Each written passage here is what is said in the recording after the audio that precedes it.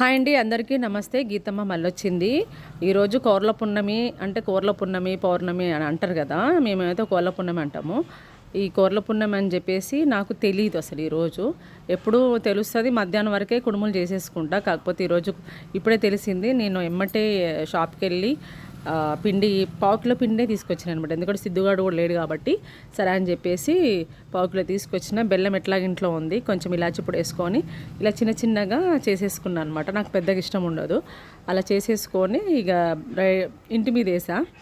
ఇంటి మీద వేసిన తర్వాత బయట రెడీగా పాపం అవి ఈ టైంకి కోర్ల పున్నమి రోజు అవి కొద్దిగా అలసటగానే ఉంటాయంట. నాకు కూడా తెలియదు ఎందుకో అట్లా ఉంటుందంట వాళ్ళకి.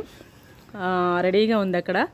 మా ఇంటి ఎదురుగానే కూర్చుందనమాట. నేను చిన్న పేపరు తీసుకెళ్ళి మట్టిలో వద్దని చెప్పేసి, మట్టిలో తినలేవుగా పాపం, ఇసుక ఉంటుంది, అందుకనే ఆ పేపర్ తీసుకెళ్ళి అలా పేపర్లో పెట్టాను అనమాట.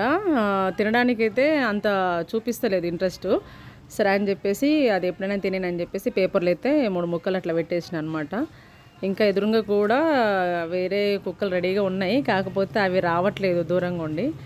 అవి వస్తున్నాయని చెప్పేసి ఇవి లేసి మళ్ళీ తింటుంది. సరే అని చెప్పేసి కొద్దిగా హ్యాపీ అనమాట, తిన్నదని చెప్పేసి. ప్రస్తుతానికైతే నేను ఇంటి మీద కుక్కలకైతే పెట్టేసిన. అక్కడ రెడీగా ఆ పాప వాళ్ళు పోతున్నారు. అమ్మ ఆంటీ పెట్టిందని చెప్పేసి వాళ్ళ అమ్మకి చెప్తుంది అనమాట. చెప్పగానే పాపం ఆవిడ ఉరికొచ్చింది. అంటే మొన్ననే రీసెంట్గా ఇంట్లోకి వచ్చారనమాట, గృహప్రవేశం అయిపోయింది వాళ్ళది కూడా. చూడండి పాపం అవి తింటుందని చెప్పేసి ఇంట్లోకి వెళ్ళింది. వాళ్ళ అమ్మని చూపించింది. బయటకు వస్తున్నారు. నన్ను అంటున్నారు అనమాట, కొంచెం పిలవరా అని. నేను అన్న ఏ భాషలో పిలవాలి దాన్ని ఇల్లు అని చెప్పేసి కొంచెం జోక్ చేసా. ఓకే అండి, నా వీడియో కనుక నచ్చినట్లయితే లైక్ చేయండి, షేర్ చేయండి, కామెంట్ చేయండి. బాయ్.